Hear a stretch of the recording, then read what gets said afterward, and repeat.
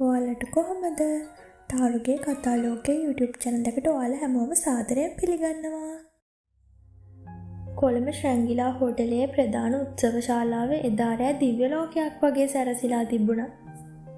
දහස් ගණන් විදුලි පුපුළු වල එළියෙන් මුළු හෝටලයේම ඒකාලෝක වෙද්දී ලංකාවේ ඉන්න ලොකුම ව්‍යාපාරිකයෝ, දේශපාලකයෝ වගේම නමගිය ප්‍රභූවරු හැමෝම එතෙන්ට රොක් වෙලා හිටියේ වසරේ විවාහ මංගල්‍ය ඇස් දෙකෙන් බලා ගන්න. සාරණ්‍යා, ඔයා හරියට ප්‍රින්සස් කෙනෙක් වගේ. ඒ තරම් ලස්සනයි. ප්‍රධාන පෙළේ සැලොන් ජාලයක හිමිකාරියක අතින් සැරසෙන්නට වරම් ලද සාරණ්‍යට ඇයි කීවේ සාරණ්‍යගේ මුණ දිහා කණ්ණාඩියෙන් බලන ගමන් හරිම ආසාවෙන්. ඇත්තල පැහැයෙන් දිලිසෙන ඊටම වටිනා ඔසරිය, කරවට පළඳ ලද දියමන්ති මාලය, ඔළුවේ තියෙන නරල් පටිය, මේ හැමදේම එක්ක සාරණ්‍ය හිටියේ ඇත්තටම රජකුමරියක් වගේ. හැබැයි ඒ රජකුමාරියගේ ඇස් ඇතුලේ තිබුණ කවුරුත් නොදකින මහා පාළුවක්, මහා දුකක්. සාරණ්‍ය කණ්ණාඩියෙන් පෙනෙන තමන්ගේ රූපය දිහා මොහොතක් බලාගෙන හිටියා. මේ ඉන්නේ මමද? මේ ඉන්නේ ඉතාලියන්න හීන දැකපු චිත්‍රාඳින එකම බදාගෙන ජීවත් වුණු සාරණ්‍යමද? ඇය තමන්ගෙන් මහගත්තා. අද ඉඳන් ඇය මිසිස් ශාක්‍ය සේනානායක. ඒ නම කියද්දිත් ඇගේ පපුව ගැස්සිලා ගියා. දුව, යමු නේද? පෝරුවේ චාරිත්‍ර පටන් ගන්න වෙලාව හරි. තාත්තා කාමරයට ආවා. තාත්තා හිටියේ පුදුමාකාර සතුටින්. ජයසේකර මුදලාලිට අද හරිම වැදගත් දවසක්. තමන්ගේ ව්‍යාපාර බේරගන්න ලැබුණු මේ ස්වර්ණමය අවස්ථාව ගැන එයාට තිබුණේ උද්දාමයක්. එයාට තමන්ගේ දුවගේ ඇස්වල තියෙන දුක පෙනුනේ නැහැ. නැත්තම් දැකලත් නොදැක්ක වගේ හිටියා. සාරණ්‍ය අමාරුවෙන් හිනාවක් මවාගෙන තාත්තගේ අතේ එල්ලිලා උත්සව ශාලාවට ගියා. ශාලාවට ඇතුල් වෙද්දිම කැමරා ෆ්ලෑෂ් දහස් ගණනක් ඇකේ ඇස්වලට එල්ල වුණා. මවාගත් සිනාවකින් වටපිට බැලුව සාරණ්‍යයට ඈතින් පෙනුනේ මල් වලින් සරසපු ලස්සන පෝරුවක්. ඒ පෝරුව අසලම ශාක්‍යත් හිටගෙන හිටියා. ශාක්‍ය ඔහු ඇඳලා හිටියේ ඉතාමත් වටිනා ලෙස නිම වූ අලංකාර නිලම ඇඳුමක්. සාමාන්‍යයෙන් ශාක්‍ය අඳින්නේ යුරෝපීය ඇඳුම් වුණත් අද සීයාගේ බල කිරීමට මේ විශේෂ දවසේ ඔහු නිලම ඇඳුමක් ඇඳලා හිටියා. ඒ ඇඳුමට ශාක්‍යගේ පෞරුෂය තවත් වැඩි වෙලා පෙනුණා. උසට ගැලපෙන මහත කඩවසම්රුවක් හිමි දේහධාරී ශාක්‍ය ළඟ ඇවිත් හිටිය බොහෝ දෙනෙකුගේ ඇස් ඇඳ වුණා. මේ වගේ ලස්සන කොල්ලෙක්ව බඳින්න මේ කෙල්ල මොන පිනක් කරාද මන්දා. සාරණ්‍යයට වටේ හිටපු නෑදෑ කාන්තාවන්ගේ කුටු ගාන සද්ද ඇහුණා. පිනක්? මේක පිනක්ද පවත්ද කියලා දන්නේ මම විතරයි. සාරණ්‍ය යටි හිතෙන් තමන්ටම කියාගත්තා. අවසානයේ ඇය පෝරුවට නැග්ගා. ශාක්‍ය ඇය දිහා නිකමටවත් බැලුවේවත් නෑ. දැන් දෙන්නගේ සුළඟිලි එකට බැඳලා වතුරවත් කරන්න. ශාක්‍යගේ රළු අත සාරණ්‍යගේ අතේ වැදුණා. සාරණ්‍ය ගැස්සිලා ගියා. ඒ අත හරිම උණුසුම්. හැබැයි ඒ ස්පර්ශයේ කිසිම ආදරයක් සෙනෙහසක් තිබුණේ නැහැ. ශාක්‍ය තමන්ගේ සුළඟිල්ල සාරණ්‍යගේ ඇඟිල්ල එක්ක පටල ගත්තා. වතුර වක් කරන වෙලාවේ ශාක්‍ය හෙමින් සාරණ්‍යගේ පැත්තට නැමුණා. කවුරුත් හිතුවේ ශාක්‍ය මොකක් හරි ආදරණීය දෙයක් කියන්න හදනවා කියලා. කැමරා ශිල්පියෝ එතන ෆොටෝ ගැහුවා. ඔයාගේ අත වෙවුලනවා. නවත්ත ගන්න ඕක. මිනිස්සු බලන් ඉන්නවා තේරෙන්නේ නැද්දා? ශාක්‍ය ඊටමත් සෙමෙන්නේ වචන මිමුණුවේ දත් පිටි කාගෙන. ඒ වදන් වල පිල්ලා තිබුණු කේන්තියට සාරණ්‍ය තවත් නොසන්සුන් වුණා.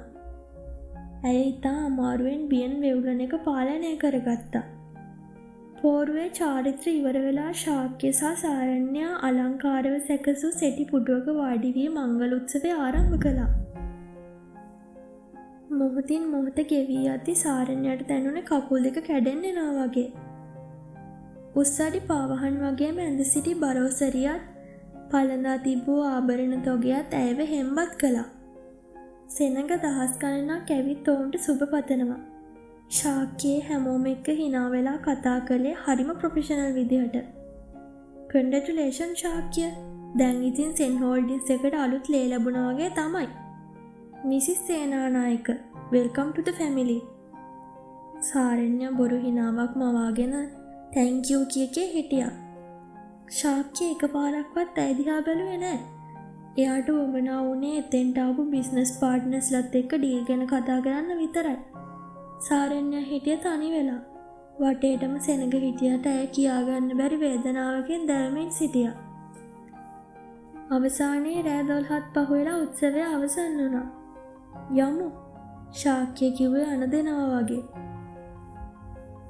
සාරණ්‍ය අම්මයි තාත්තයි ළඟට ගිහින් වැන්දා. අම්මා සාරණ්‍යව බදාගෙන ඇඬුවා. තාත්තා නම් ඔළුව අත ගාලා හොඳට ඉන්න කිව්වා විතරයි. අඬන්න එපා අම්මේ, අවුරුද්දයිනේ. සාරණ්‍යයට කියන්න හිතුණත් ඇයි නිහඬවම කට පියාගත්තා. ඇය ශාක්‍යගේ කළු පාට රේන්ජ් රෝවර් එකට නැග්ගා. ශාක්‍යයත් අනෙක් පසින් වාහනයට ගොඩ වෙද්දී ඩ්‍රයිවර් වාහනය ස්ටාර්ට් කළා. හෝටලෙන් එළියට ආවට පස්සේ වාහනය ඇතුලේ තිබුණ දැඩි නිශ්ශබ්දතාවය. ශාක්‍ය වදනක්වත් නොදොඩා ෆෝන් එක දිහාම බලාගෙන හිටියා. අපි යන්නේ කොහෙටද? සාරණ්‍ය ඇහුවේ හරිම හිමින්. මගේ ගෙදරට. කොළඹ 7. ශාක්‍ය ෆෝන් එකෙන් ඇස් ගන්න නැතුවම උත්තර දුන්නා. මම හනිමූන් යන්න කැමති නෑ. ඕවා බොරු වැඩ. හෙට උදේ මට ඔෆිස් යන්න තියෙනවා. සාරණ්‍යගේ ඇස් උඩ ගියා. හෙට උදේ තමන්ගේ වෙඩින් එක පහවදා ඔෆිස් යන මිනිහෙක්ගේ නෑ අහලවත් නෑ.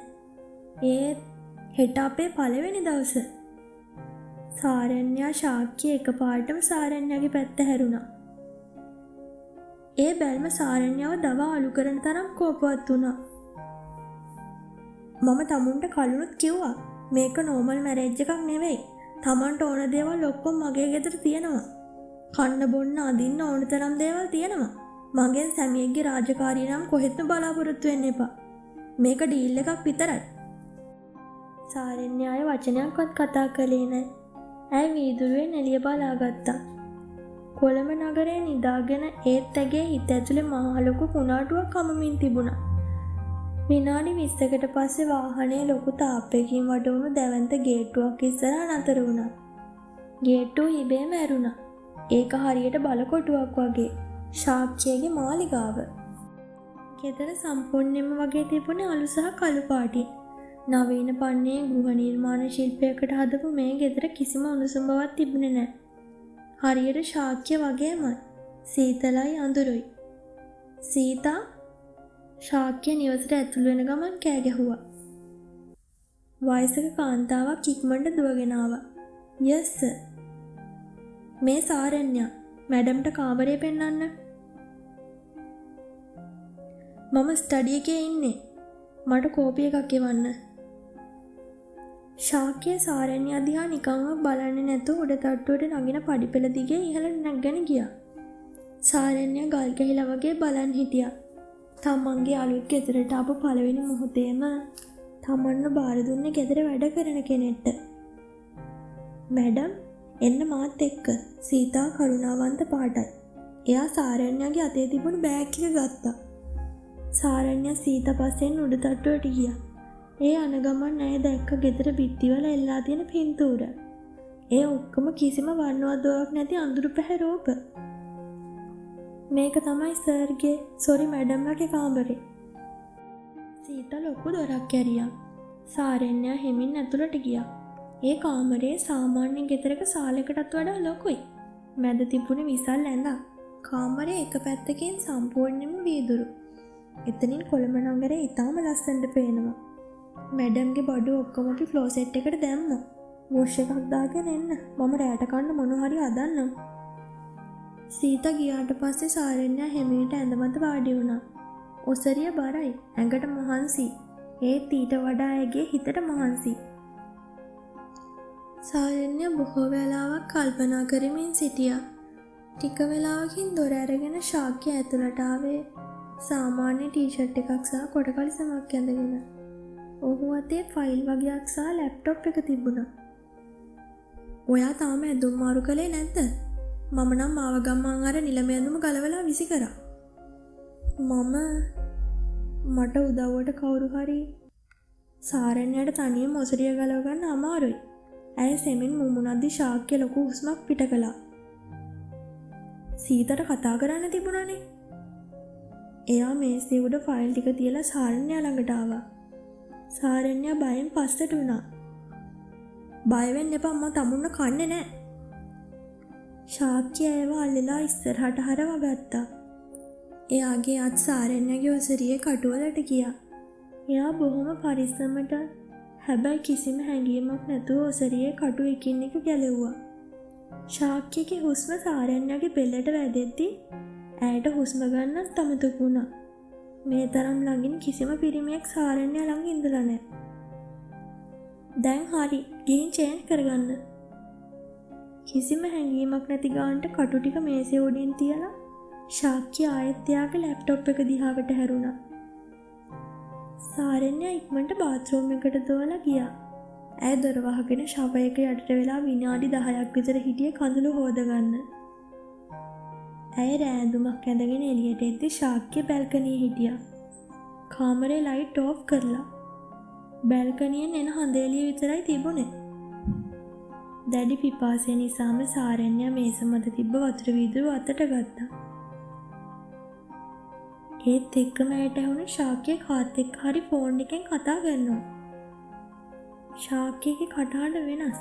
ඒකේ තිබුණ දැඩි වේදනාවක්. මම දන්නවා ටීනා. මම දන්නවා ඔයාට දුකයි කියලා. ඒත් මට වෙන කරන්න දෙයක් තිබුණේ නැහැ. සාරණ්‍ය ගල් වුණා. ටීනා? කවුද ටීනා කියන්නේ?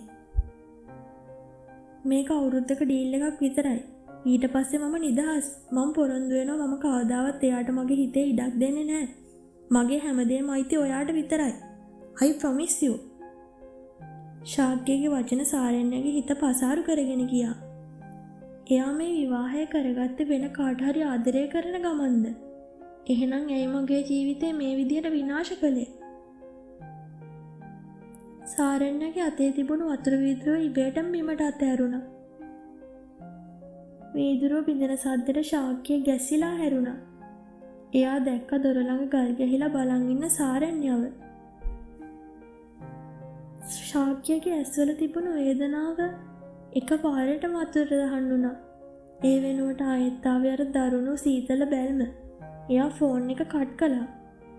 තමුන් මොකද මෙතන හොරෙන් අහගෙන ඉන්නේ? මං හිතුවේ දෙකට ගනින්න බෑ වගේ ඉදි තමුසි හරි අහිංසක කියලානේ. ලැජ්ජාවක් නැද්ද සාරණ්‍ය අනුන්ගේ කෝල්ස් අහන් ඉන්නා?